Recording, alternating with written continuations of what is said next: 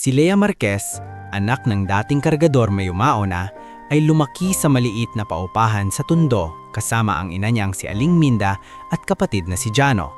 Nagtrabaho si Lea bilang events coordinator sa Sampaguita Lux sa tulong ng mentor niyang si Miss Clarita Uy. Nakilala ni Lea si Gavin De Leon, isang charming na negosyante may chain ng hardware at logistics. Mabilis ang ligawan at ang pinaka-nag-udyok ng kasal ay ang madrasta ni Gavin na si Darlene De Leon na gustong maayos na tingnan ang pamilya sa mata ng mga investor. Sa likod ng ngiti, may problema. Si Darlene ay kontrolado ang lahat, supplier, listahan ng bisita, pati entourage, at pasimpleng pinaparamdam kay Lea na utang na loob nito ang pag-angat. Ang wedding planner na si Nina Calzado, tao ni Darlene, ay pasimple ring naninira. Side characters na sumasalo sa bigat ni Lea, ang best friend niyang nurse na si Pia Ricarte, ang photographer na si Kiko Lamberto na tahimik pero mapagmasid, ang parish coordinator na si Kuya Ramil Soriano at si Tita Vangie Marquez na palaban at laging may putob. Sa huling linggo bago kasal, may maliliit na senyales. May matandang lalaking ilang beses nakikitang nakatayo sa labas ng simbahan tuwing rehearsal. May dalang lumang envelope. Iniisip ng lahat pulbi lang. Pero si Kuya Ramil ay nagsabing, parang may hinihintay yon. Part 2. Araw ng kasal at ang pagpasok ng matanda. Dumating ang araw ng kasal sa San Isidro Chapel. Todo ang ayos. Sponsors na sina Attorney Sol Velasco at Doktora Marina Halandoni, coordinators, caterer na si Casa Dulce ni Chef Tomas Belen at mga bisitang business partners ni Gavin kabilang si Rico Abarquez at Emil Soto. Sa halos abala si Lea sa bridal room, pinapagalitan siya ni Darlene sa maliit na pagkakamali. Maling shade ng table napkins. Nanginginig si Lea sa hiya pero pinipigilan ni Pia. Huminga ka, araw mo to. Sa mismo seremonya, bago mag-vows, biglong pumasok ang matandang lalaki. Maayos ang barong pero luma. May tungkod, basang-basa sa ulan at nagsalita ng malakas. Sandali lang, may dapat kayong marinig. Nagkagulo ang mga bisita, may sumigaw na usher at nagpanik si Nina. Napahiya si Lea. Pakiramdam niya, sinisira ang pinaghirapan niyang araw. Sa gitna ng tensyon, siya mismo ang lumapit at sa nanginginig na boses pero matigas ang tindig, sinabi, "Tatay, lumabas po kayo. Wala po kayong karapatang manggulo. Paki-escort po." Pinalabas ang matanda. Sa labas, nakiusap siya kay Kuya Ramil at iniabot ang envelope. "Ibigay mo sa bride o sa groom. Hindi ako nandito para manira. Nandito ako para itama." Sa loob, patuloy ang seremonya, pero may lason na ang hangin. At si Lea, kahit nakangiti sa kamera, ramdam niyang may mali. Pagkatapos ng reception entrance, biglang dumating ang security team ng isang kilalang foundation kasama si Miss Beatriz o Bea Sarmiento at hinahanap ang matandang lalaki. May bulungan sa paligid. Sino yun? Bakit parang VIP? Kinuha ni Kiko ang pagkakataon at sinabi kay Pia na nakita niya ang seal sa envelope. Logo ng Sarmiento Arcilia Trust. Si Pia nagulat dahil ang trust na yun ang kilala sa scholarships at hospital donations. Sa isang sulok ng venue, binuksan ni Gavin ang envelope kasama si Lea at si Miss Clarita. Laman nito ang lumang larawan ng isang batang babae sa harap ng paupahan, si Lea, at isang sulat. "Ako ang nagbayad ng unang tuition mo noong high school. Ako rin ang nagpa-approve ng scholarship mo sa college. Hindi mo ako kilala, pero kilala kita." Dumating ang matanda. Ang pangalan niya ay Don Isandro Arcilia, founding chair ng trust at isa sa pinakamaimpluwensyang taong nagpondo sa negosyo ni Gavin noon.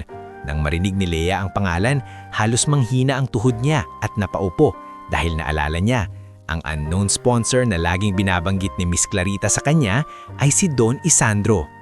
Sa harap ng ilang piling tao, Lea, Gavin, Darlene, Attorney Sol at Miss Bea, sinabi ni Don Isandro ang dahilan ng pagpasok niya.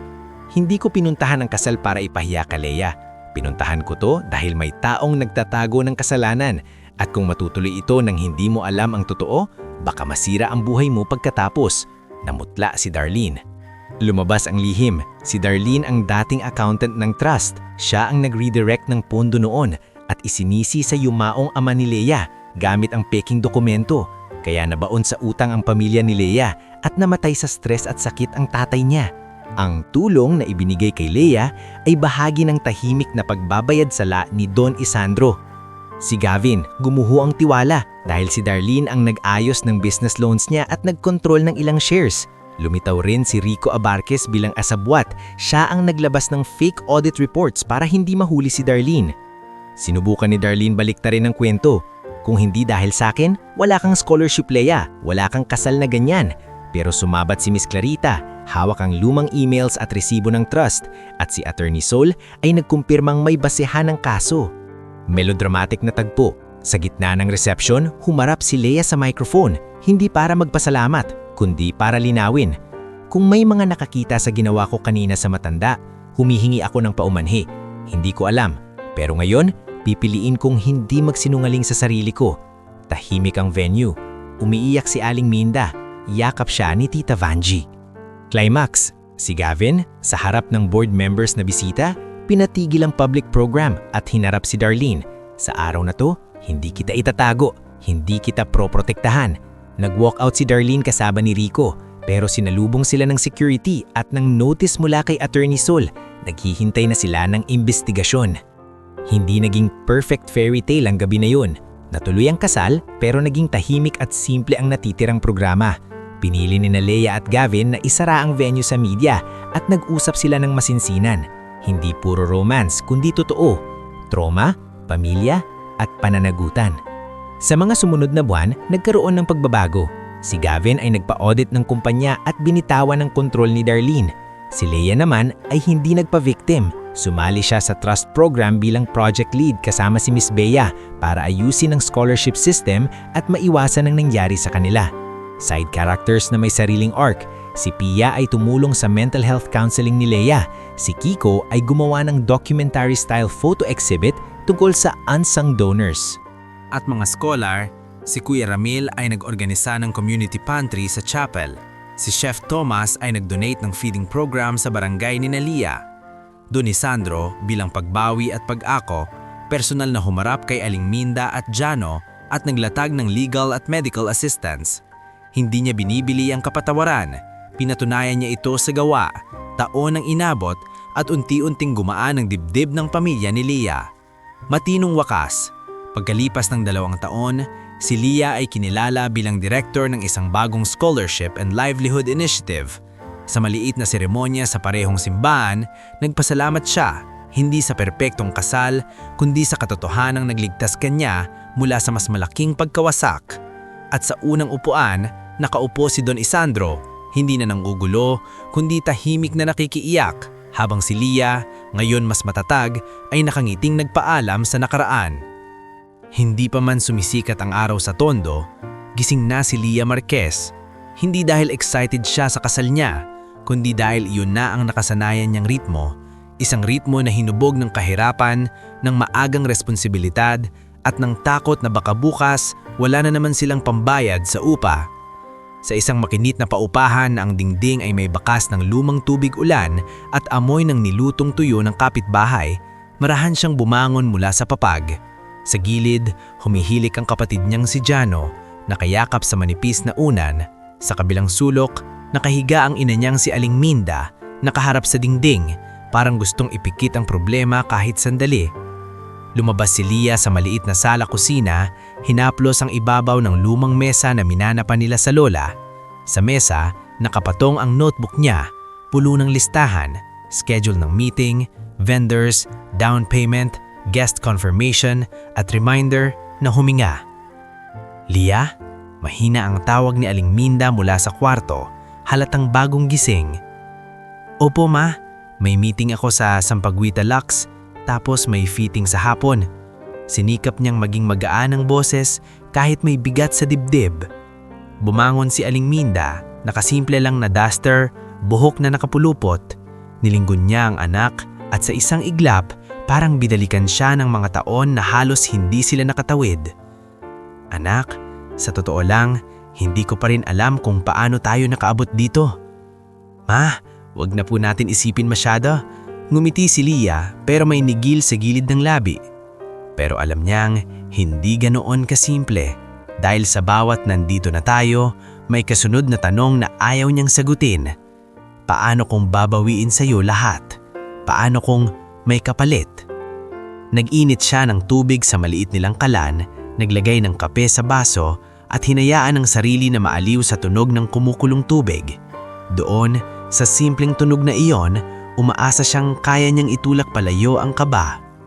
Nang bighi siya, puting blues, itim na slacks at simpleng sapatos, may kumatok sa pinto. Pagbukas niya, andoon si Tita Vangie Marquez, kapatid ng yumaho niyang ama, dalang supot ng pandesal at isang maliit na plastik ng palaman.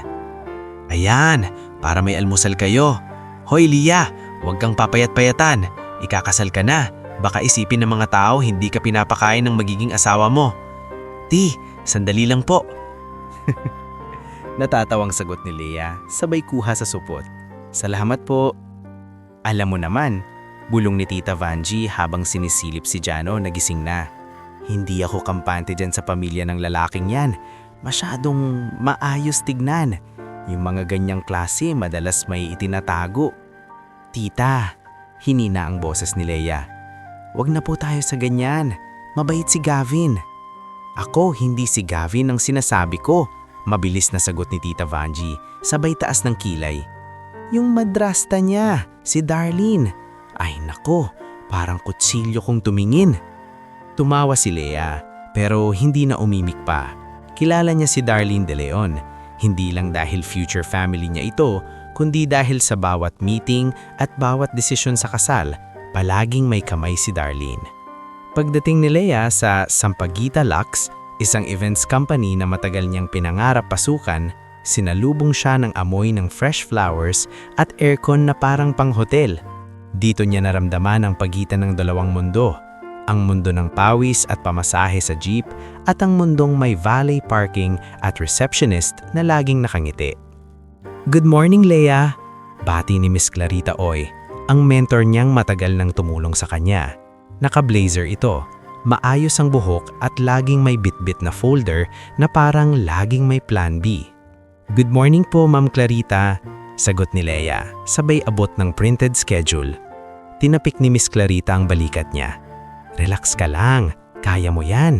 Ikaw ang pinakamahusay kong coordinator. Ma'am, napangiti si Leia. Natatakot lang po ako minsan. Parang ang bilis ng lahat. Normal yan, sagot ni Miss Clarita.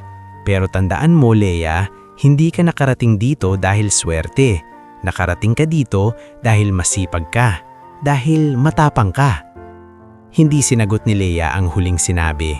Dahil sa loob niya, may isang lihim na hindi niya maipaliwanag kahit kanino.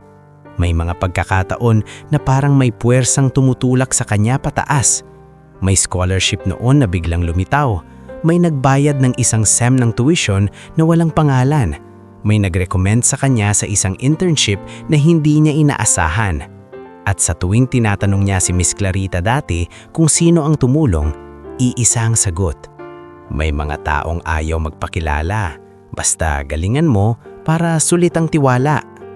Bandang tanghali, tumawag si Gavin. Love, kumain ka na? Boses ni Gavin. Warm, parang may ngiting naririnig kahit hindi nakikita. Oo, ikaw, sagot ni Leia habang naglalakad papuntang pantry. Kakain pa lang, nandito ako sa office. Listen, si Darlene nag-message. May additional guests daw. Additional? Napahinto si Leia. Gavin, halos puno na yung list. Paano yun? Huminga si Gavin.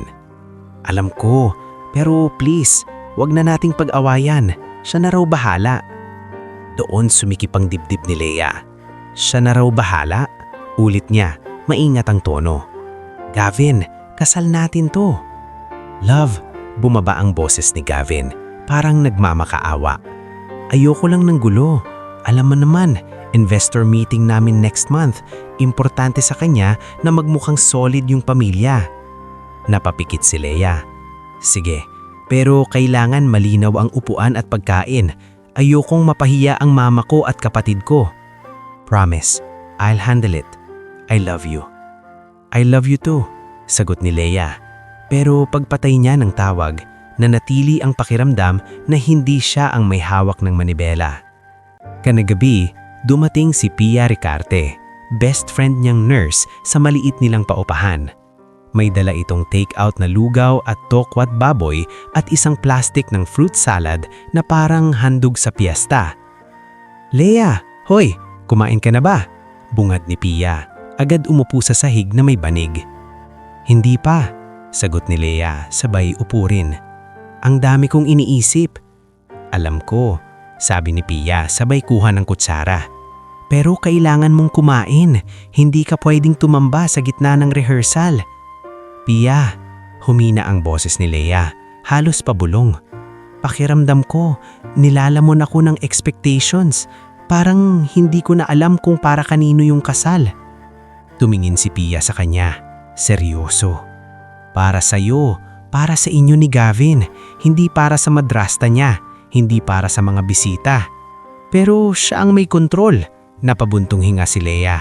"Si Nina Calzada, yung planner niya, parang laging tinitignan na mali. Kanina sa fitting sabi niya." "Ano sabi?" Putol ni Pia, nagtaas ng kilay. "Sabi niya, Lia, wag kang masyadong emotional. Wedding day mo, dapat graceful ka. Baka isipin ng guests, hindi ka pang De Leon." Tumayo ang balahibo ni Pia. "Ha? Sino siya para magsabi niyan?" Inis ang tono.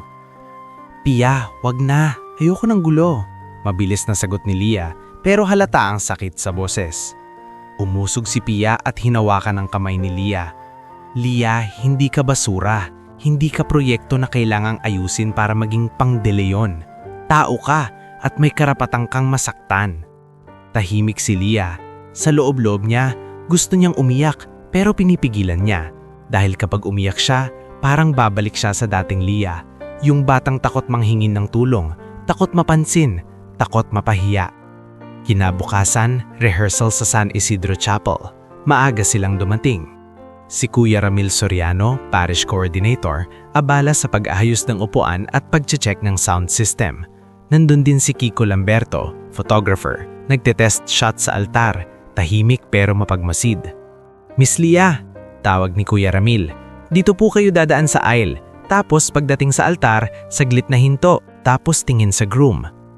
"Opo," sagot ni Lia, sabay tawa ng mahina. "Parang ang bigat po ng instructions." Ngumiti si Kuya Ramil. "Ganyan po talaga, pero maganda to, mapalad kayo." Habang nagtetest ang music, napansin ni Lia sa gilid ng simbahan ang isang matandang lalaki.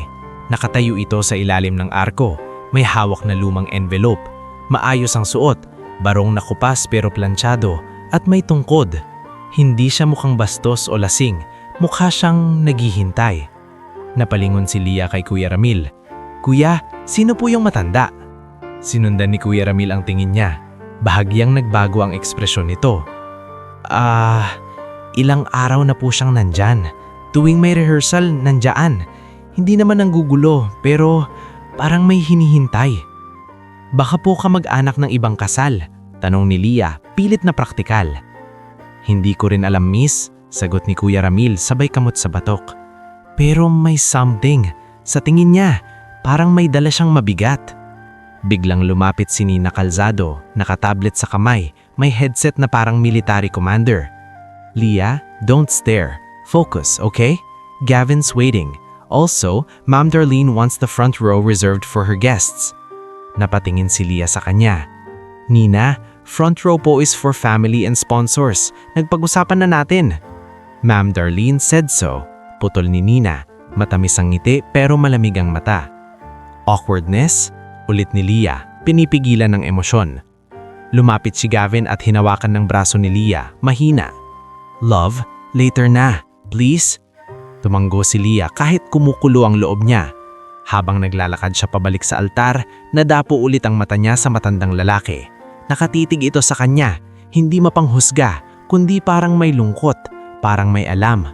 At sa isang iglap, ramdam ni Lia ang kakaibang kaba. Hindi kaba ng bride, kaba ng isang taong matagal nang tumatakbo. At ngayon, pakiramdam niya, may humahabol na hindi niya nakikita. Pagkatapos ng rehearsal, habang naglalabas sila ng mga props, nakita niyang umalis ang matandang lalaki sa arko. Dahan-dahan, parang masakit ang tuhod. Pero bago tuluyang lumabas, tumingin ito sa altar, saka hinawakan ng envelope sa dibdib, parang nagdarasal. Hindi alam ni Leah kung bakit, pero may pumasok na tanong sa isip niya. Kung may lihim akong tinataksan, bakit pakiramdam ko, alam niya? Kinagabihan matapos ang rehearsal, hindi agad nakatulog si Leah Marquez. Paulit-ulit sa isip niya ang larawan ng matandang lalaki na nakatayo sa arko ng San Isidro Chapel. Yung tingin niya na parang may dinadalang bigat na hindi kayang ibukaan ng bibig. Sa bawat pagpikit niya, bumabalik ang esena. Yung kupas na barong na planchado, yung envelope na mahigpit niyang yakap sa dibdib, at yung paraan niyang paglingon sa altar na parang doon nakatali ang huling dasal. "Anak, bakit gising ka pa?" Mahinang tanong ng Aling Minda, bumangon mula sa papag at tinabihan siya sa banig. Umiling siya, pilit ng ngiti. "Wala lang po, Ma. Iniisip ko lang kung handa na ba ako." "Handa ka," sagot ng ina, humapos sa buhok niya. "Matagal ka ng handa. Mas matagal ka pang lumaban kaysa sa ibang tao." Hindi sumagot si Leah. Sa dibdib niya, may ibang tanong. Handa ba ako sa mga hindi ko alam? Nang dumating ang araw ng kasal, parang nakipag-unahan ng oras. Maaga pa lang, kumakanta na ang mga kapitbahay sa labas. May mga batang tumatakbo sa eskinita at may nagtitinda ng taho na sumisigaw, parang ordinaryong umaga lang. Pero sa loob ng maliit nilang paupahan, parang may piyesta. May make-up kit na nakahilera, may plantsahang umuusok, may dress bag na nakasabit sa pako, at si Pia Ricarte, todo bantay na parang bodyguard. "Leah, upo, huwag ka nang paikot-ikot," utos ni Pia habang inaayos ang veil sa ibabaw ng upuan. "Baka mahulog ka pa, ang dami mong iniisip, kita ko sa mata mo." "Hindi ko maiwasan," bulong ni Leah, nakatingin sa salamin. "Parang ang bilis ng lahat." "Nako, normal yan," singit ni Tita Vanji, hawak ang maliit na pamaypay. "Pero tandaan mo, Leah, ha? Kapag may umapi sa'yo kahit araw ng kasal mo." "Tita," putol ni Aling Minda, pero may lambot ang tono. "Wag muna ngayon." "Hindi ako tatahimik," sagot ni Tita Vanji, bahagyang nakataas ang kilay. "Kasal o hindi, may kutob ako." Hindi pinansin ni Leah ang kutob niyo to. Kinuha niya ang phone at nag-message kay Gavin, "On the way na. Please, wag sanang magulo." Mabilis ang reply ni Gavin, "Love, everything's under control. I'm here. I love you." Sa San Isidro Chapel, halos hindi magkasya ang mga tao sa labas. May mga floral arrangements na parang hardin, may string quartet na nagtetest ng tugtog, at may coordinator team na takbo ng takbo. Si Nina Calzado naka-headset, hawak ang clipboard. Para siyang conductor ng isang orchestra na puro problemang nagsusulputan.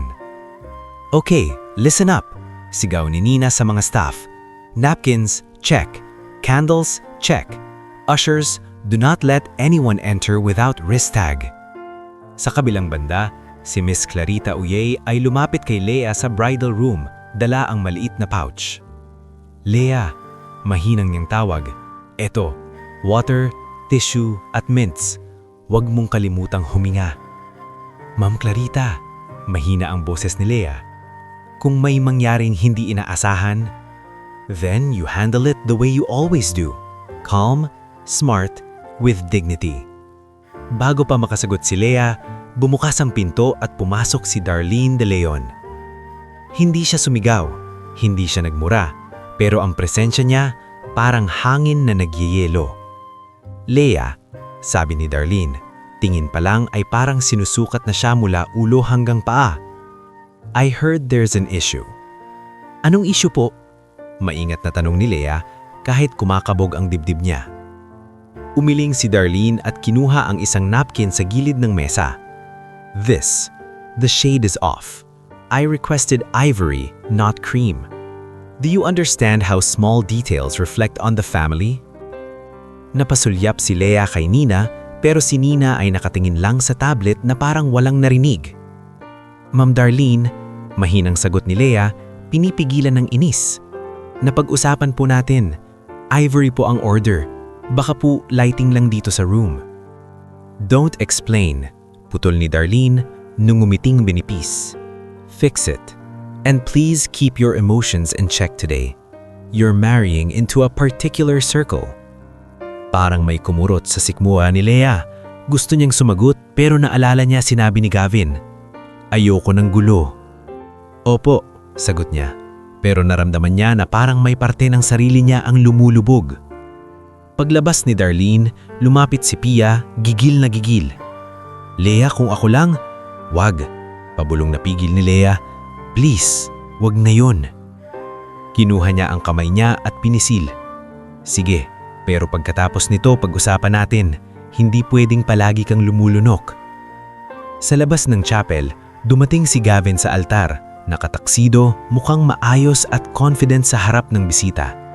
Katabi niya ang kanyang mga kaibigan sina Rico Abarquez at Emil Soto, parehong nakakoat, parehong parang sanay sa kamera.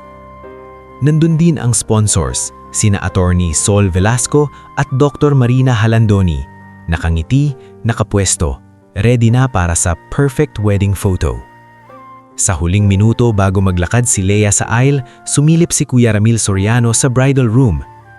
Miss Leia, sabi niya bahagyang nag-aalangan. Okay po ba kayo? Opo, Kuya Ramil. Bakit po? Huminga si Kuya Ramil. Tumingin sa pintuan na parang may takot siyang marinig ng iba.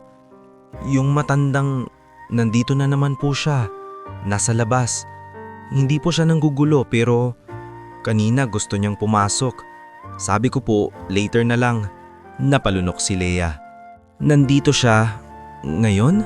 Opo, sagot ni Kuya Ramil. May dala pa rin siyang envelope. Bago pa makasagot si Leia, narinig na niya ang music cue. Tumayo si Nina sa doorway, parang general na nagbibigay ng utos. Positions. Bride, ready? Smile. Remember slow steps. Nang buksan ng pinto, tumama sa mukha ni Leia ang lamig ng aircon at ang tingin ng daan-daang mata. Sa unang upuan, nakita niya ang ina niyang si Aling Minda, nanginginig ang kamay sa tuwa at kaba. Katabi nito si Jano, nakabarong, halatang hindi sanay pero pilit na matino. Sa gilid, si Tita Vanji, matapang ang mukha na parang handang sumugod sa kahit sinong manlalait. Huminga si Leia. Isang hakbang, 2, 3. Sa dulo ng aisle, nandoon si Gavin. Nang ngumiti ito, bahagyang gumaan ang dibdib ni Leia. Kaya ko to. Nagsimula ang seremonya. May sermon, may dasal, may ilang luha sa audience. Nang dumating sa bahagi ng vows, yung sandaling dapat tahimik, sagrado at walang istorbo, biglang may pinto sa likod na bumukas ng malakas. Sandali lang! Malakas na boses ang sumabog sa chapel. Nagulat ang lahat. May umalingaw-ngaw na bulungan. May ilan pang napalingon na parang may parating na gulo. Pumasok ang matandang lalaki. Basang-basa ang barong niya, may patak ng ulan sa buhok, hawak ang tungkod sa isang kamay at ang envelope sa kabila. Hindi siya mukhang lasing, hindi siya mukhang baliw. Pero ang tindig niya parang may dala siyang katotohanang hindi pwedeng ipagpaliban. May dapat kayong marinig. Dagdag niya, tinig na nanginginig pero matatag. Naku po, bulalas ng isang bisita. May isa pang nagtaas ng phone, gusto nang mag-video. Security! Sigaw ni Nina, tumakbo papunta sa likod. Sir, you can't! Pero bago pa siya makalapit, biglang sumikip ang dibdib ni Leia. Ang dugo niya umakyat sa mukha. Ang mga mata ng bisita nakatutok sa kanya na parang siya ang may kasalanan kung bakit may gulo. At sa loob ng ilang segundo, bumalik sa kanya ang lahat ng hiya na tinakbuhan niya. Yung pagiging anak ng mahirap, yung pakiramdam na lagi siyang pwedeng i-judge, yung takot na mapahiya sa harap ng particular circle. Hindi niya alam kung saan niya kinuha ang lakas, pero siya mismo ang humakbang palabas ng altar. Tay, napasabi siya. Hindi niya alam kung bakit ganun ang lumabas sa bibig niya. Parang automatic na tawag sa matanda dahil sa edad at itsura nito. Tapos tumigas ang boses niya.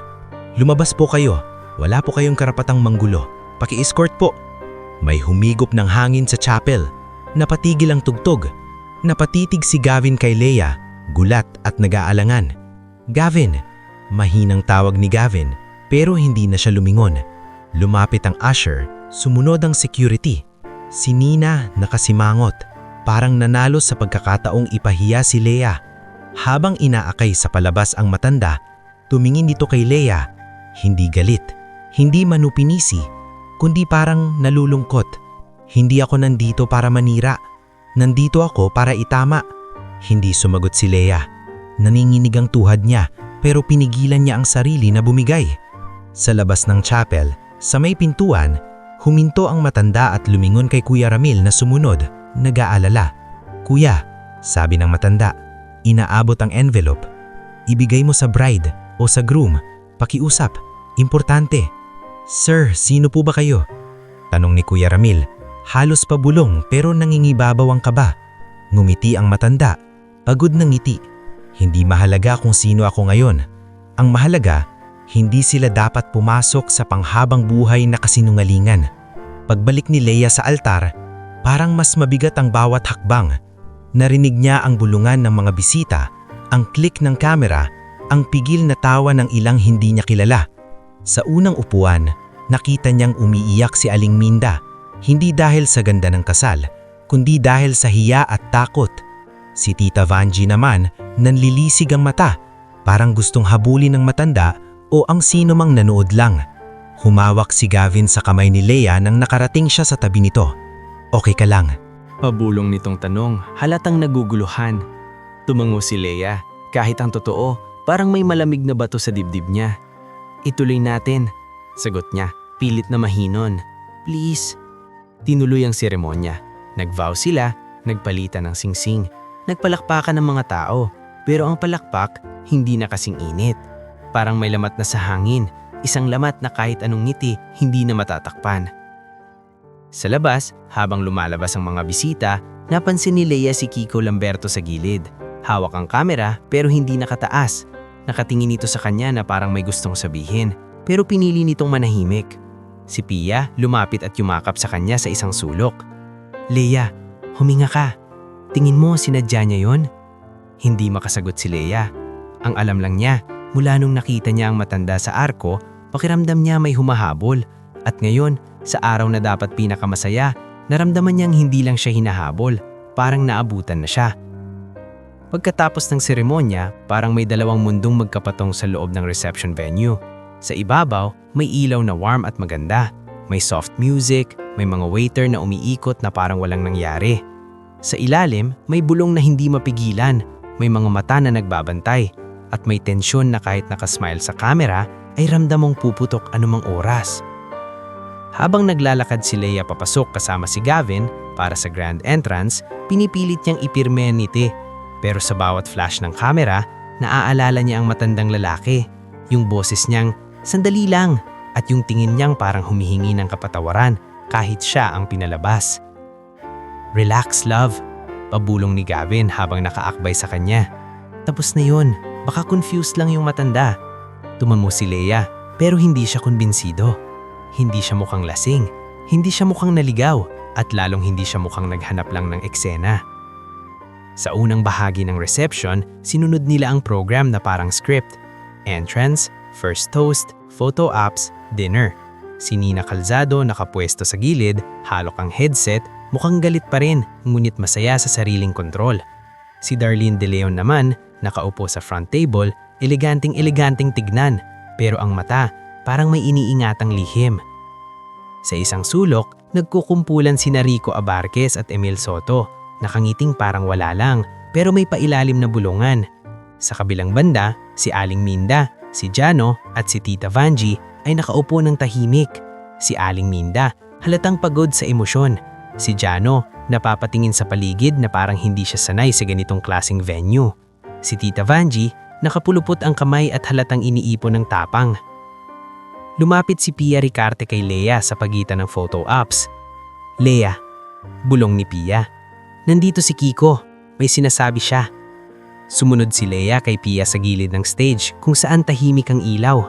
Nandoon si Kiko Lamberto, hawak ang kamera sa dibdib pero hindi nakatutok. Para siyang taong ayaw mag-inay pero may nakita. "Leia," sabi ni Kiko, mababa ang boses. "Sorry kung ngayon ko sasabihin, pero may napansin ako kanina sa entrance." "Ano?" tanong ni Leia, halos biglang sumikip ang dibdib. "Yung envelope," sagot ni Kiko. Nung inabot ng matanda kay Kuya Ramil, nakita ko yung seal. May logo. Logo? Ulit ni Lea, halos pabulong. Tumango si Kiko. Sarmiento Arcilla Trust. Hindi ko alam kung alam mo yon, pero kilala yon sa scholarships at donations. Hindi yun basta-basta. Nanlamig si Lea. Parang may piraso ng alaala at biglang umangat sa lalim. Mga lumang papel ng scholarship, mga letter na dumating na walang pangalan ng sponsor, pero may seal na hindi niya pinansin noon dahil mas mahalaga sa kanya ang makapag-aral. Pia. Hinina ni Lea, tumingin sa kaibigan. Narinig mo yon? Tumamo si Pia, seryoso.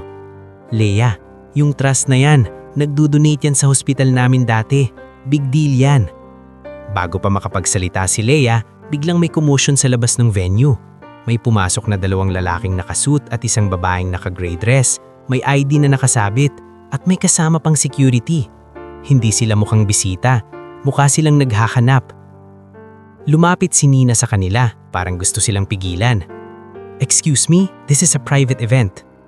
Hindi natinag ang babae. We're looking for Mr. Isandro Arcilla. Napatigil si Lea sa paghinga. Arcilla. Parang tumunog ito sa loob ng ulo niya na parang kampana. Si Gavin na nasa malapit, lumapit agad. I'm the groom. May I help you? Lumapit ang babae. Maayos ang pastura. Professional ang tono. Good evening.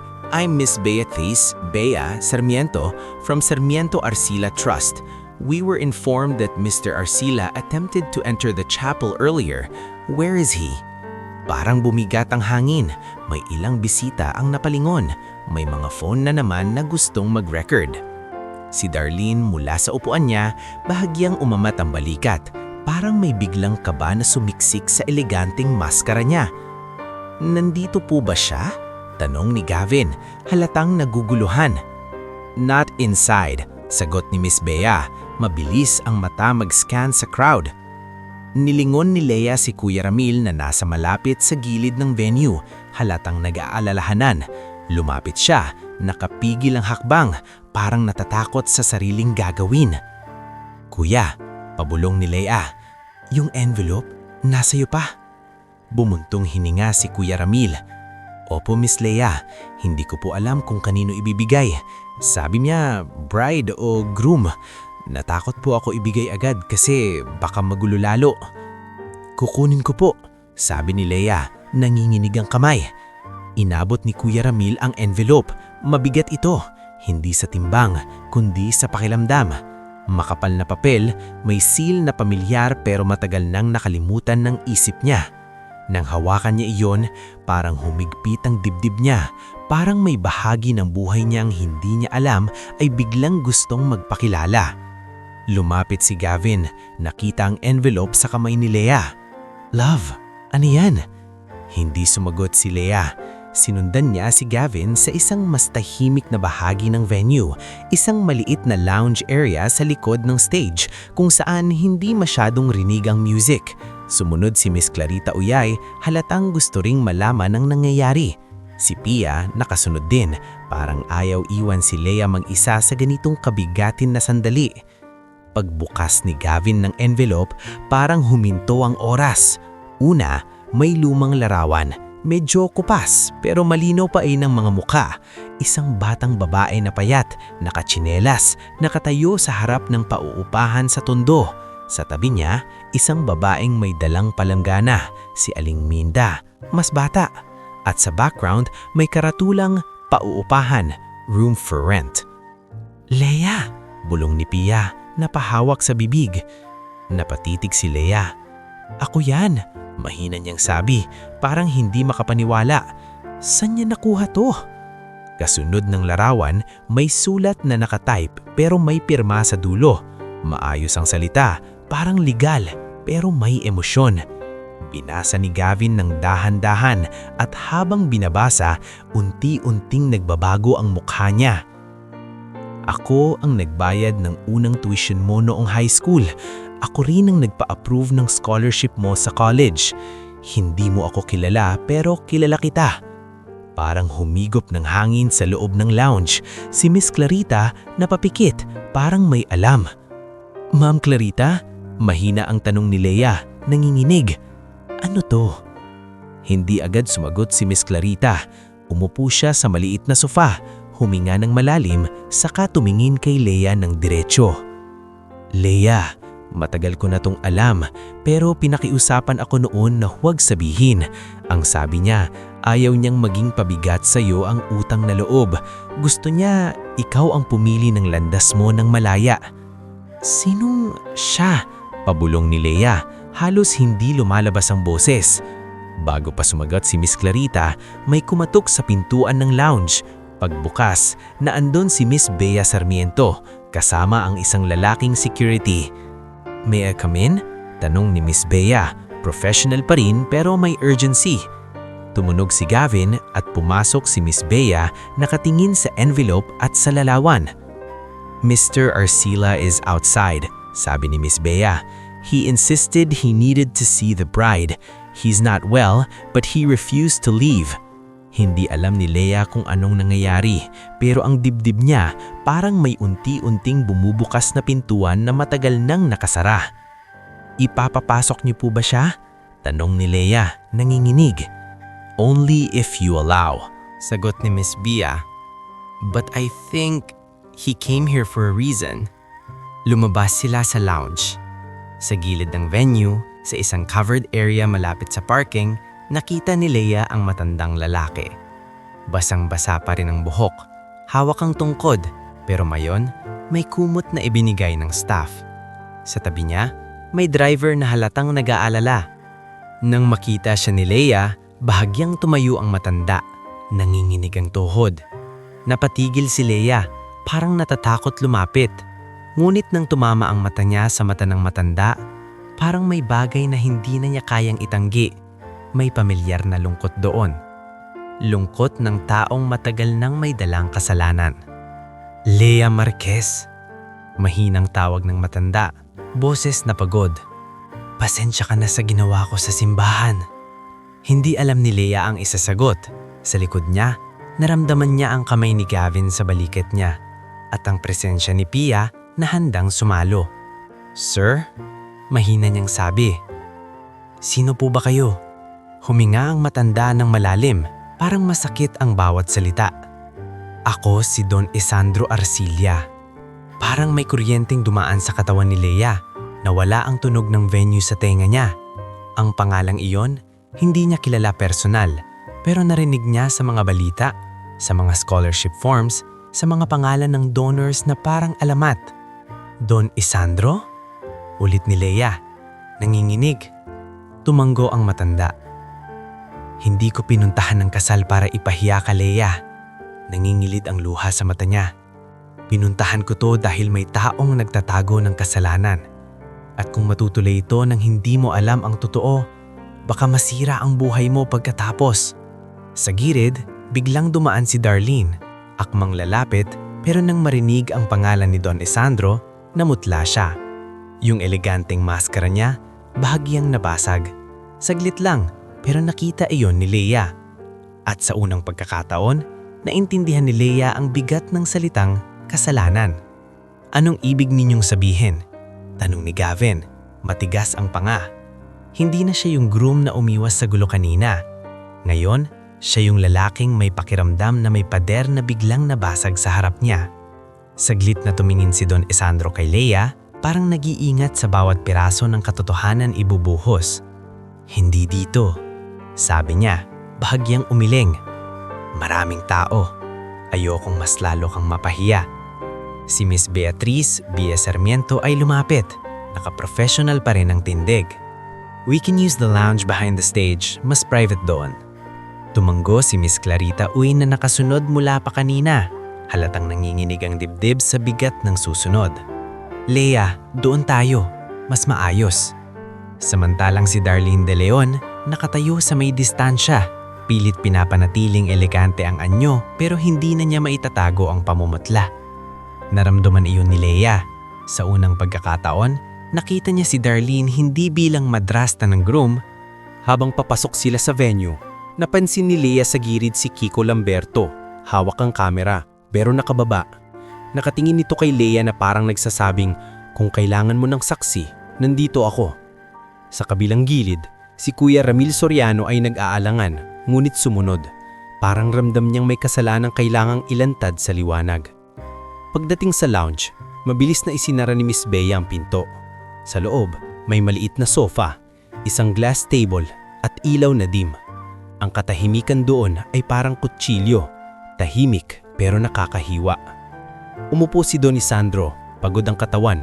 Kinuha ni Miss Bea ang water bottle at inabot sa kanya. "Sir, please." Hindi muna uminom ang matanda. Tumingin siya kay Leia na parang humihingi ng pahintulot.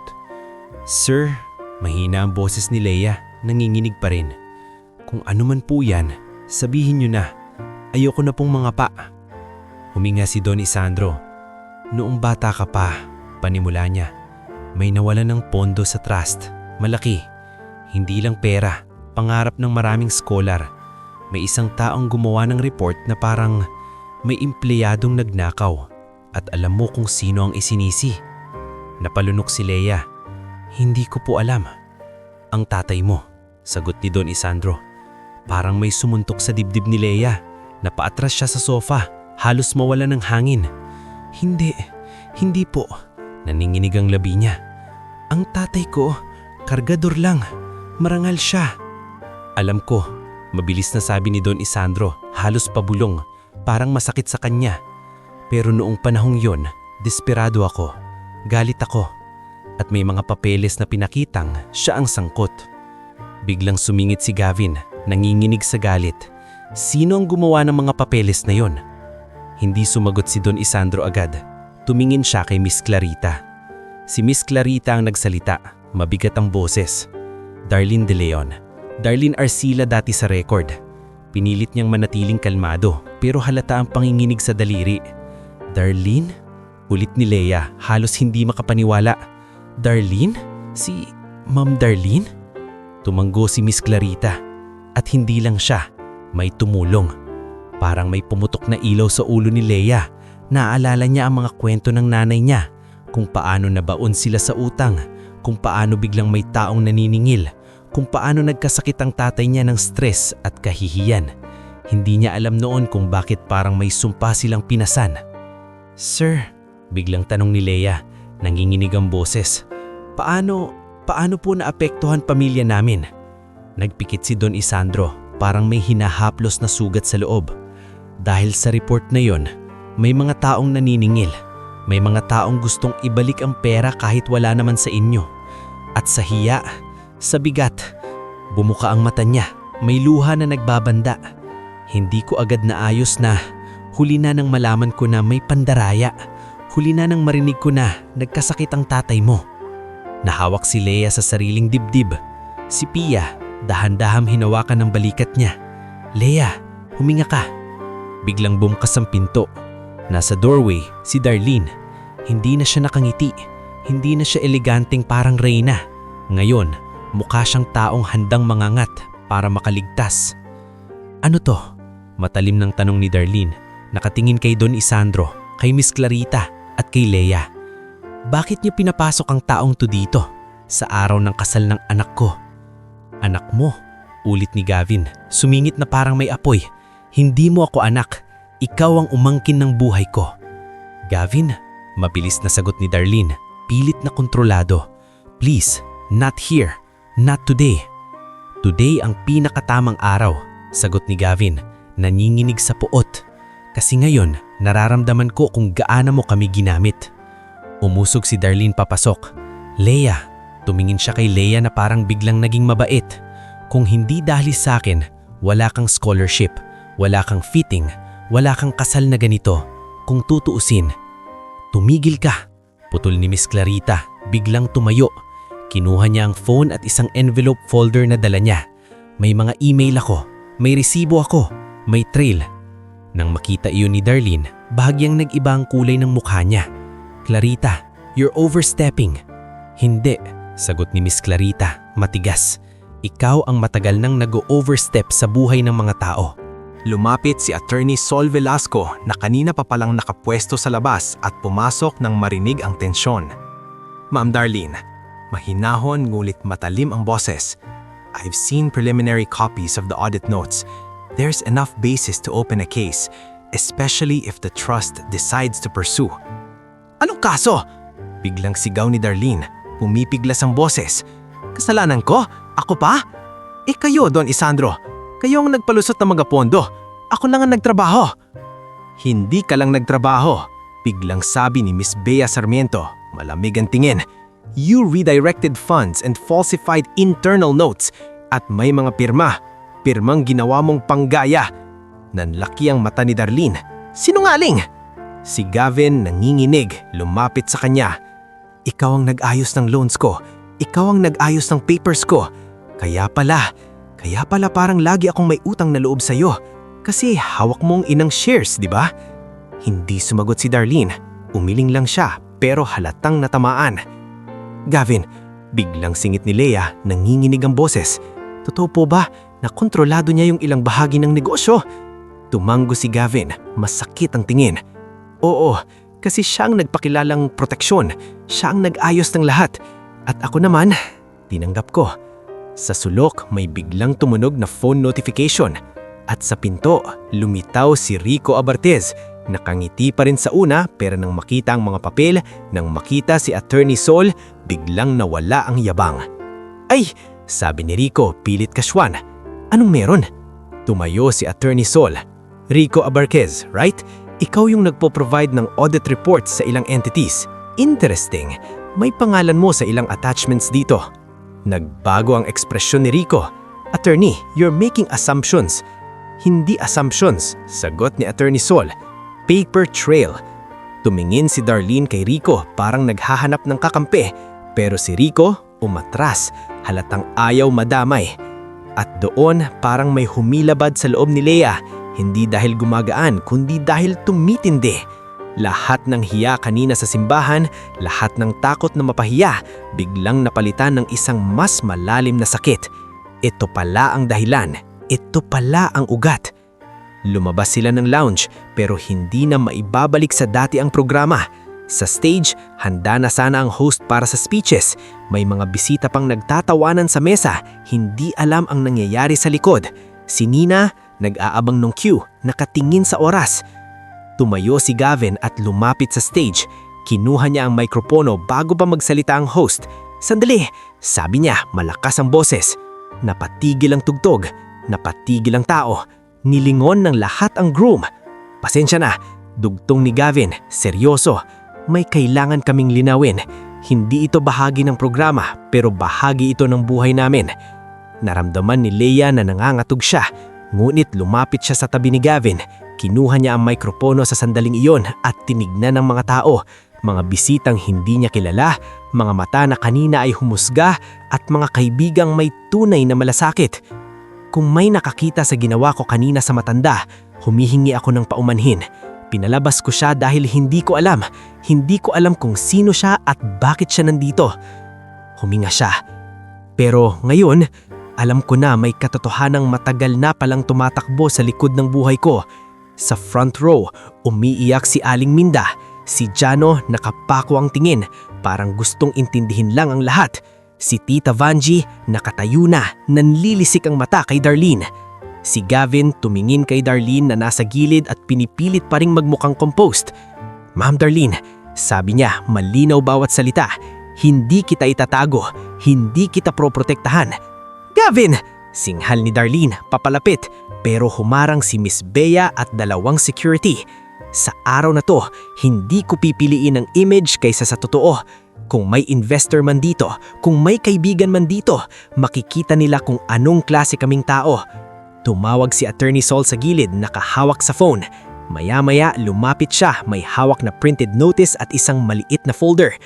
Ma'am Darlene, this is a formal notice. You'll be contacted for an investigation. And Rico Abarquez, same. Biglang sumingit si Rico, pilit tumawa. Grabe naman, wedding ito. Pero naputol ang salita niya nang lumapit ang security at ipinakitang kailangan niyang sumama sa gilid para kausapin.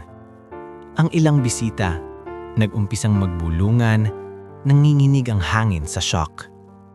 Si Darlene sa wakas, nabasag. Darlene! Sigaw niya, tinuro siya. Kung hindi dahil sa akin, wala kang narating. Tinitigan siya ni Leah at sa unang pagkakataon, hindi siya umatras. Kung may narating man ako, mahina pero matalim ang sagot ni Leah. Hindi dahil sa paninira mo. Nakita ko kung paano kami nabasag noon. Ngayon ko lang nalaman kung bakit. At hindi ko nahahayaang masira ulit. Sa gitna ng lahat, naramdaman ni Leah na nanginginig ang tuhod niya. Pero hindi na dahil sa hiya. Dahil sa bigat ng katotohanang sa wakas, lumantad. At habang unti-unting inilalayo ng security si Darlene at si Rico, hindi man naging perpekto ang araw na ito. Alam niyang may isang bagay na nagbago. Hindi na siya yung babaeng lulunok para lang maging pangdalayon. Ngayon, siya yung babaeng handang tumayo kahit nanginginig. Para sa sarili at sa pamilya niyang matagal nang nasaktan. Hindi na bumalik sa dating program ang kasal matapos ilabas si Darlene at isama si Rico sa gilid para kausapin ng security at ng legal team. Sa venue, may mga bisitang nanatiling nakatayo. May mga napaupo na lang na parang hindi alam kung papalakpak pa o tatahimik. Si Nina Calzado, nasa gilid, hawak ang headset na parang naputol ang signal ng buong mundo niya. Sa unang pagkakataon, wala siyang maibigay na utos na kayang magpabalik ng perfect. Lumapit si Gavin kay Leah matapos nilang ibaba ang mikropono. Hinawakan niya ang kamay ni Leah, mahigpit. Nanginginig. Love, sorry. Pabulong niya. Para bang gusto niyang kainin ang lahat ng oras na pinili niyang manahimik. Tumingin si Leah sa kanya. May luha pa ring nakapirme pero hindi tumutulo. Hindi ko rin alam. Himbinan niyang sagot. Akala ko pag tumahimik ako, magiging maayos. Yun pala, lalo akong mawawala. Sumingit si Pia, agad yumakap kay Leah sa gilid.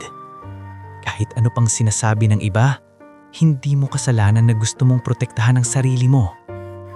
Sa front row, si Aling Minda ay pinupunasan ng luha gamit ang panyo na kulubot, habang si Jano ay nakatingin kay Gavin na parang ngayon lang niya nakitang totoo ang lalaki. Si Tita Vanji naman, imbes na mag-ingay, tahimik na tumanggo-tanggo, na parang sinasabing, sabi ko sa inyo.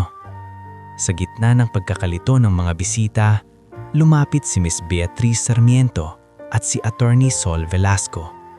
Maayos ang boses ni Miss Bea, pero may bigat ang bawat salita.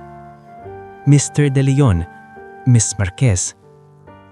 Leah, mabilis niyang itinama ang sarili. We can keep this contained. If you want, we can coordinate with the venue management para hindi lumabas sa media ang nangyari. Tama, dagdag ni Attorney Sol. Sa ngayon, pinakamahalaga ay safety at privacy ni Leah.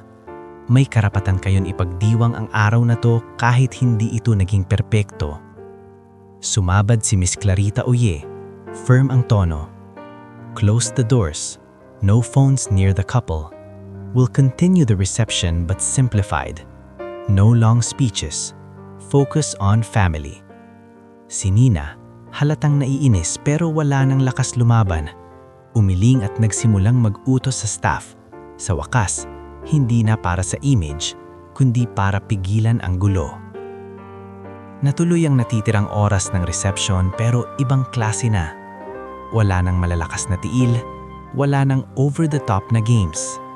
Naging tahimik, halos parang reunion ng may sugat na sabay-sabay nililinis. Si Chef Tomas Belen mismo ang lumapit sa table ni na Aling Minda. May dala pang extra dessert.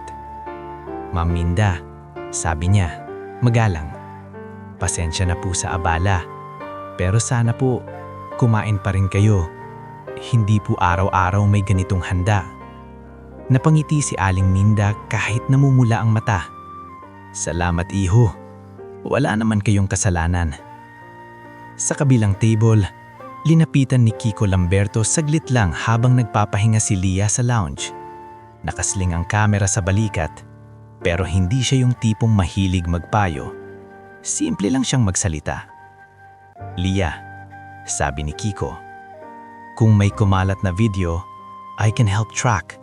Marami akong kakilala sa event community. Salamat.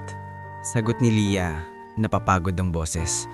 Pero hindi ko na alam kung ano pang gusto kong kontrolin. Parang mas gusto ko na lang huminga. Tumanggo si Kiko. Fair. Nang natapos ang gabi at nakabalik sila ni Gavin sa isang maliit na kondo na inihanda sana bilang bridal suite, saka lang talaga bumigay ang dibdib ni Leah. Walang kamera, walang bisita, walang ilaw ng venue. Taning lamig ng aircon at ingay ng malayong traffic. Umupo si Leah sa gilid ng kama. Hawak ang wedding ring na parang hindi siya sigurado kung totoo ba lahat. Naupo si Gavin sa harap niya at doon, sa pagitan nilang dalawa, hindi na sapat ang I love you. Leah, mahinang tawag ni Gavin. Kung gusto mong itigil, kung gusto mong magpahinga muna, umiling si Leah. Hindi ko gustong tumakas, sabi niya, nanginginig ang boses. Ang gusto ko, malinaw. Gusto ko, alam ko kung sinong nasa paligid natin, kung sino ang may hawak sa buhay natin. Tumanggo si Gavin. Parang lulunukin ang yabang. Bukas, ipapa-audit ko lahat. Lahat ng papers, lahat ng shares, lahat ng ginawa niya. Hindi lang para sa akin, dagdag ni Leah, tumingin siya diretso kay Gavin. Para rin sa'yo, para sa negosyo mo. Kasi kung pinapayagan mo siyang humawak, lagi kang bibihag. Huminga si Gavin. Alam ko. At ngayon, hindi na.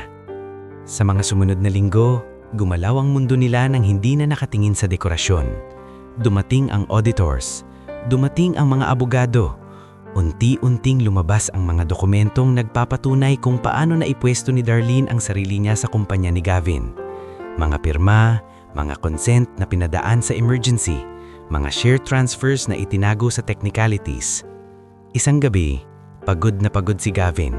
Umuwi na nakalugmok. Naayos ko, sabi niya kay Leah, halos pabulbong. Hindi man agad mababawi lahat pero nabawasan. Naka-freeze na yung access niya at yung loan accounts, nililinis na namin. Naupo si Leah sa tabi niya. Masakit ba? Masakit, sagot ni Gavin, mapait ang tawa. Kasi parte ng buhay ko siya. Akala ko pamilya. Yun pala, leverage. Hindi mo kasalanan na gusto mong maniwala, sabi ni Leah, dahan-dahan. Pero responsibilidad natin ngayon na pumili. Kasabay ng paglilinis sa negosyo, pinili ni Leah na huwag manatiling nakatali sa sakit. Sa tulong ni Miss Bia at ni Miss Clarita, inalok siyang sumali sa Sarmiento Arcilla Trust bilang project lead. Hindi dahil utang na loob, kundi dahil may nakita silang kakayahan sa kanya. Yung marunong mag-ayos ng sistema, marunong humanap ng butas, marunong maglagay ng proteksyon para hindi na maulit ang pandaraya. Natatakot po ako kay Miss Bia sa unang meeting nila. Parang pag pumasok ako dito, lagi kong maaalala yung nangyari sa tatay ko. Tumanggo si Miss Bia. That's exactly why you're the right person. Hindi ka magiging bulag. Hindi ka basta maniniwala sa papel. At kung may magtangka ulit, ikaw ang unang makikita. Sa mga buwan na yon, unti-unti nagbago ang paligid nila dahil sa mga taong totoo. Si Pia, kahit busy sa hospital, sinamahan ni Leah sa counseling sessions. Hindi ka mahina, laging paalala ni Pia. Trauma yan, hindi ka makaka-move on kung hindi mo haharapin. Si Kiko, gumawa ng photo exhibition sa isang maliit na gallery, mga retrato ng scholars, donors na tahimik lang, at mga pamilyang umaasang makakalampas. Tinawag niyang seal bilang simbolo ng mga papel na pwedeng magligtas o manira. Si Leah, nang makitang isang larawan ng batang babae sa iskinita, napahawak sa dibdib. Parang may parte ng sarili niyang bata ang niyakap. Si Kuya Namil sa San Isidro Chapel, nag-organize ng community pantry tuwing linggo. Hindi lang dapat kasalang dahilan ng paglapit sa simbahan, dapat may pag-asa rin.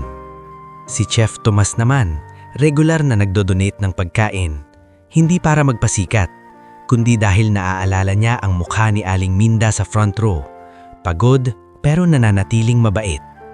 At sa gitna ng lahat, si Don Isandro Arcilla, ang lalaking unang nagdala ng gulo, ang siyang pinakatahimik na nagtuwid. Isang hapon, humarap si Aling Minda sa isang maliit na sala ng trust office na andon din si Chano, nakapolo, halatang kinakabahan. Ma'am Minda, Sabi ni Don Isandro, hindi na siya yung matandang may drama sa simbahan. Ngayon, mukha siyang matandang ubos na sa pagsisisi. Hindi ko mababalik ang oras. Hindi ko maibabalik ang asawa niyo. Pero may mga bagay akong kayang ayusin. Legal assistance, medical coverage at pag-aaral ni Jano kung gusto niya. Nanikip ang lalamunan ni Aling Minda. Sir, mahina niyang sagot. Matagal na akong galit, pero mas matagal akong pagod. Ang gusto ko lang, huwag niyo nang hayaang mangyari sa iba. Tumanggo si Don Isandro, napapikit. Iyan ang pangako ko. Lumipas ang 2 taon na parang mahabang paghinga. May mga araw na bumabalik ang bangungot ni Lea, yung hiya sa simbahan, yung pag-iyak ng nanay niya, yung boses ni Darlene. Pero sa bawat pagbalik, may kasunod na patunay. May sistema ng mas mahigpit. May tao ng handang magsalita. At si Lea mismo, hindi na siya yung babaeng lulunok para lang magmukhang tama. Sa ikalawang anibersaryo ng kasal nila ni Gavin, nagkaroon ng maliit na seremonya sa San Isidro Chapel. Hindi malaking event, walang media, walang grand entrance. Simple lang. Pasasalamat para sa Scholarship and Livelihood Initiative na pinamunuan ni Lea. Isang programang tumulong sa mga kabataang galing sa komunidad niya para makakuha ng training at trabaho. Nakatayo si Lea sa harap, hawak ang mikropono. Sa unang upuan, nandun si Aling Minda at Jano. Katabi nila si Pia, naka-off-duty scrubs pa dahil galing shift. Nandun si Miss Clarita, nakingigiting parang proud na proud.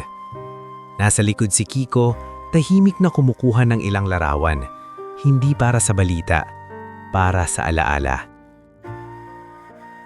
Nandun si Kuya Ramil at si Chef Tomas, parehong simple ang suot. At sa gilid, nakaupo si Don Isandro, mahina na pero present. Huminga si Lea bago magsalita. Noong araw na ikinasal ako, panimula niya, mabagal at malinaw. Akala ko ang pinaka-importante ay maging maayos, maging presentable, maging tama sa mata ng iba. Pero may isang taong pumasok at sa sobrang takot kong mapahiya, pinalabas ko siya. May ilang napayuko, naaalala ang lumang sugat. Hindi ko nababalikan ang nangyari para paikutin. Dugtong ni Lea, nangingilid ang luha pero hindi bumibigay. Ang sasabihin ko lang, minsan, ang katotohanan dumarating na hindi maganda ang timing. Pero kapag tinanggap mo, may bagong simula. Tumingin siya kay Gavin sa tabi niya. Hinawakan ni Gavin ang kamay niya, mahigpit. Para sa mga kabataang nandito, sabi ni Lea, tumingin sa mga scholar sa unahan. Hindi kayo proyekto, hindi kayo dekorasyon. Karapatan niyong mangarap at umangat nang hindi kayo tinatali ng takot.